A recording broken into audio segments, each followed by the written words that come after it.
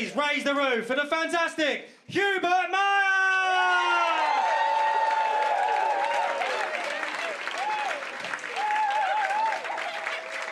Okay. All right. Thank you very much. I don't know how to start this. I'm going to start by addressing my accent because I have to. Yeah, because it creeps people out, man. I have to do it. It's from Austria, and so am I. Weird coincidence. Well, I'm not going to do any jokes about being from Austria because, you know, there's really nothing there to joke about. There's no stereotypes about Austria and no one famous ever came from Austria. No. They were all German. That's what we tell people. No, there's a really famous saying about Austria. It goes, Austria's biggest achievement was convincing the world that Beethoven was Austrian and Hitler was German. And I don't think that's true. I think our biggest achievement was convincing the world that if there was a highly sophisticated robot, killer machine, sent from the future, it would sound like me.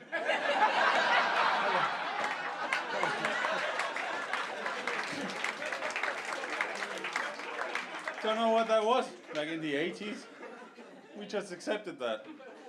Just went to the cinema, I could, yeah. That's what that would sound like.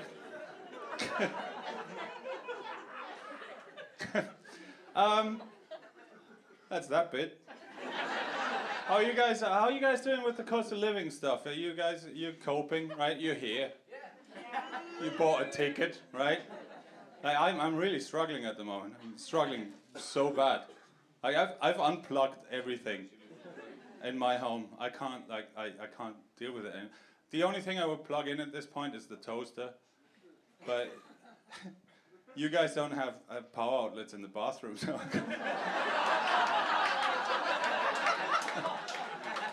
you know, what's the point?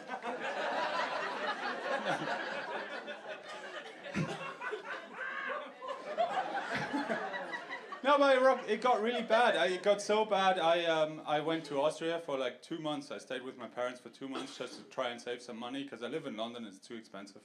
And 2 months I stayed with my parents, I learned some stuff. First of all, don't do that.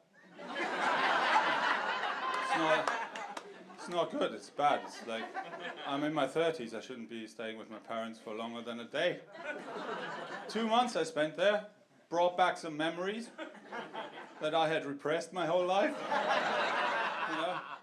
I don't know, like the main one that came back to me was the talk that my dad gave me. Like, I'm from like a small town, like conservative town. We don't really talk about real stuff. Like my dad, when he gave me the talk, the sex talk, I was about 13 years old. He sat me down and he was like, "Son, I've noticed you're hanging out with girls more." And then he just put a condom on the table. And he slid it across the table.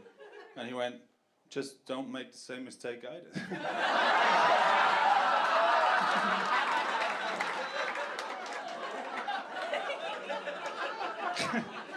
That was the level of conversation we had.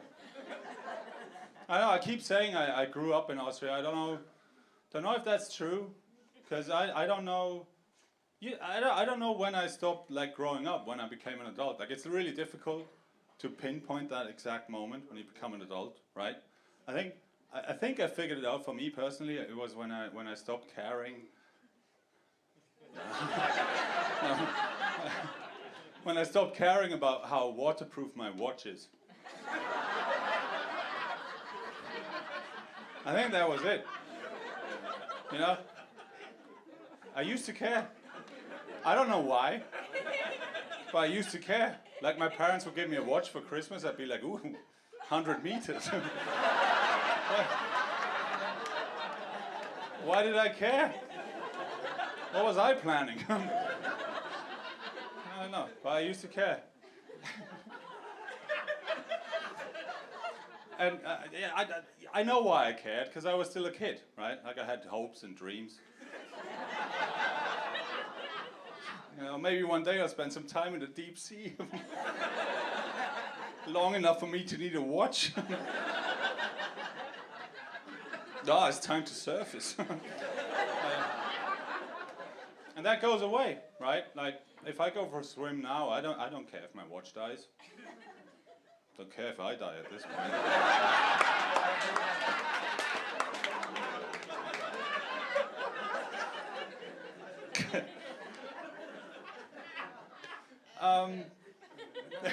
Where do we go from here? Like I said, I live in London. I've lived there for 12 years. I moved there initially with my girlfriend. At the time, we'd been together for like 7 years. It was her idea. She was like, oh, let's spend a year abroad.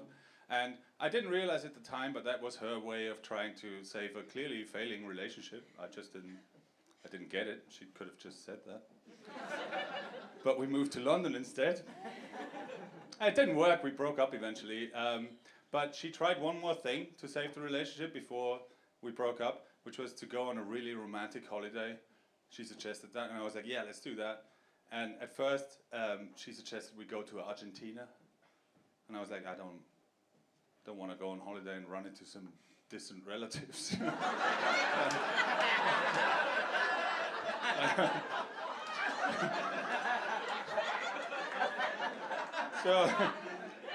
So we didn't. We ended up, we went to the Seychelles.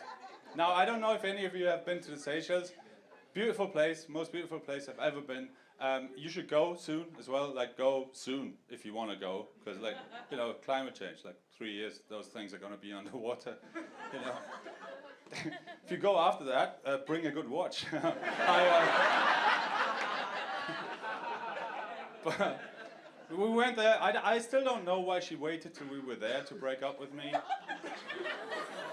I kind of ruined it a little bit. Yeah, that's the right noise you just made there.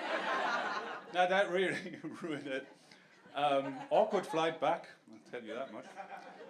But I'll give you a little travel tip. If you want to go to the Seychelles, there's a hotel there. It's called Paradise Sunrise Hotel. And if you go there, there's a waiter. His name is Jacques. He'll give you extra eggs in the morning if he sees you crying.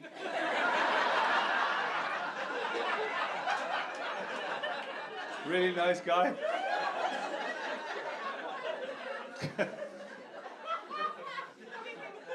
Works as a lifeguard in the afternoons. And if he sees you like load your pockets with rocks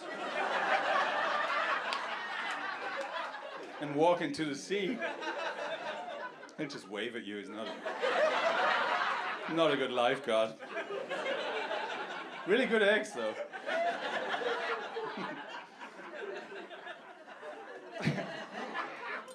Yeah, so that happened, and I don't know. We flew back again, awkward, and then I decided to stay here, you know, stay in London, and eventually I started doing stand-up, and it's really weird. Like ever since I started doing this, I've talked to a lot of comedians, and everyone has a specific story about the exact moment when they decided to go for it and try stand-up comedy, and I'll tell you mine. I was late to the office. To a job that I didn't want to do at all. For the third day in a row I was late, and on that particular day I was late because the train was late, because, as they call it over the Tenor, because of a person under the train, which sounds way more fun than it is. You know, what are you doing under the train?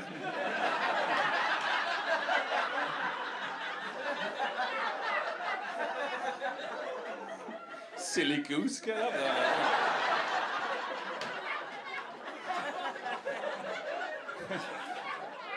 It's not what it is. It's actually really depressing.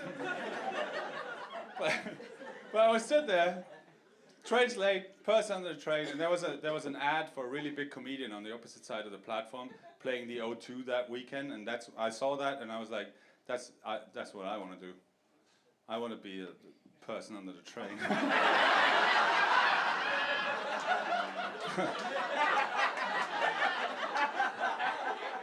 I'll try stand-up first.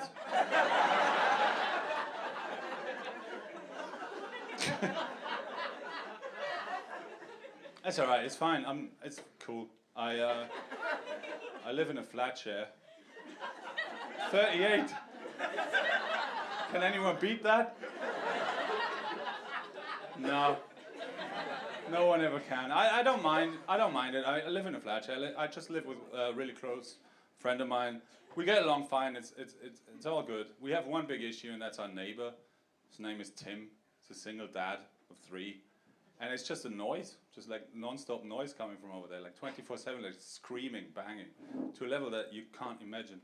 To a level that my housemate came up to me one time and he was like, "Do you think maybe Tim is beating his kids?" And I was like, "Oh no, I never even thought of that, you know. I'm gonna go over there." So I went over, knocked on his door, and Tim opens the door, and I went, "Tim, are you beating your kids?"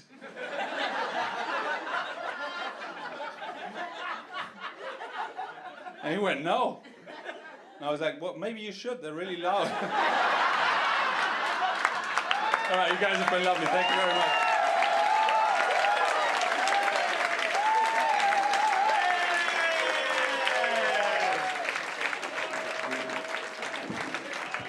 Round of applause for the extra in that section.